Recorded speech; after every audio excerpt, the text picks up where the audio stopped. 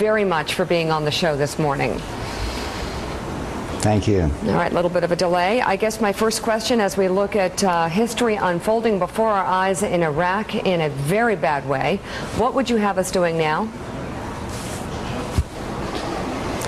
I think there are no good options right now. And could I say I was listening to your conversation that you just held with before I came on, and there is one important point that has been left out of that conversation, because the fact is we had the conflict won.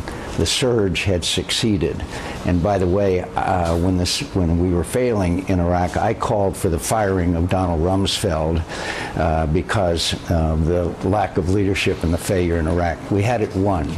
Thanks to the surge and thanks to General David Petraeus, we had it won.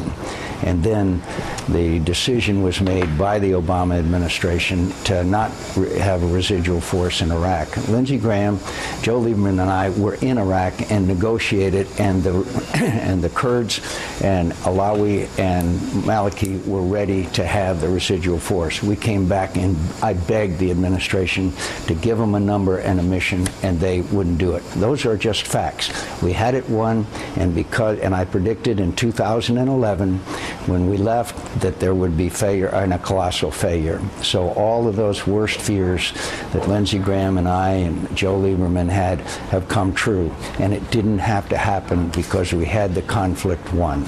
Willie Geist. Senator McCain, it's Willie Geist. It's good to see you this morning. I think for a lot of Americans, Iraq had been put in the rearview mirror only to come up this week and flare up in just an incredible way. So I wonder if you could articulate for people watching at home what you think is at stake for American interests here. What are we watching unfold this week?